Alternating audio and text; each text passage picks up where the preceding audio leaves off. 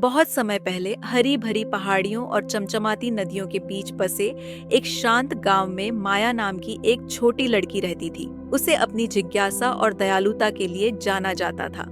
माया को हर रात सितारों को देखना बहुत पसंद था और वह आसमान के पार की दुनिया के बारे में सपने देखा करती थी। एक शाम जब माया अपनी पसंदीदा चट्टान पर बैठकर टिमटिमाते सितारों को देख रही थी, उसने कुछ अजीब देखा। सबसे चमकीले सितारों में से एक चमकने लगा और फिर अचानक वह आसमान से गिरकर जंगल में गायब हो गया। माया की आंखें आश्चर्य से चौड़ी हो गईं। बिना देर किए माया जंगल की ओर दौड़ी। वह अंधेरा और रहस्यमय था, लेकिन उसकी जिज्ञासा उसे आगे बढ़ा रही थी। उसे पता था कि तारा कहीं न कहीं उसका इंतजार कर रहा होगा। माया ने उल्लू को धन्यवाद दिया और अपनी यात्रा जारी रखी। रास्ते में उसने कई चुनौतियों का सामना किया। एक शरारती लोमड़ी ने उसके जूते चुराने की कोशिश की, एक गुस्सैल भालू ने उसका रास्ता रोक लिया और एक तेज धारा ने उसे बहाने की कोशिश की। हर बार माया को उल्लू की सलाह याद आई। उसने लोमड़ी को एक चमकीला कंकड़ देकर चकमा दिया, जिसे उसने उसके जूतों से अधिक दिलचस्प पाया।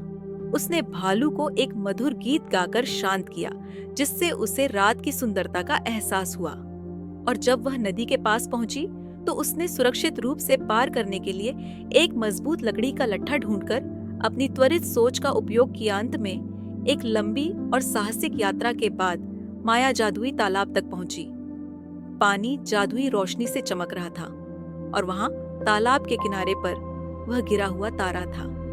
लेकिन वह सिर्फ कोई तारा नहीं था, वह एक छोटा चमकता हुआ प्राणी था, जिसकी छोटी छोटी पंखें और उदास अभिव्यक्ति थी। माया ने गर्मजोशी से मुस्कुराते हुए तारे का छोटा हाथ थाम लिया।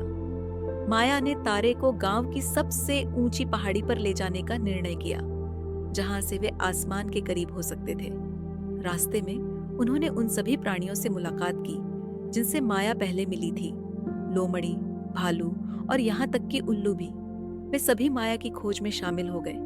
अपनी सहायता की पेशकश की एक अंतिम चमक के साथ तारा आसमान में उड़ गया, अन्य सितारों के साथ फिर से जुड़ गया। माया ने देखा कि वह अपनी जगह पर वापस चमकने लगा। पहले से भी ज्यादा चमकीला माया घर लौट आई। उसके दिल में गर्मजोशी और खुशी का एहसास था। उसे पता था कि भले ही तारा दूर था, उसकी रोशनी हमेशा उसका मार्गदर्शन करेगी।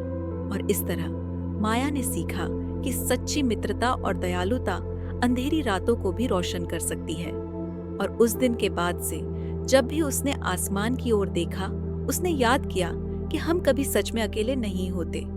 चाहे हम कितनी भी दूर क्यों ना हो, जैसे जैसे सितारे चमकते रहे, गांव वालों ने आकाश में एक विशेष चमक देखी। वे माया के चारों ओर इकट्ठा हो गए, जिन्होंने खोए हुए तारे की अपनी कहानी साझा की।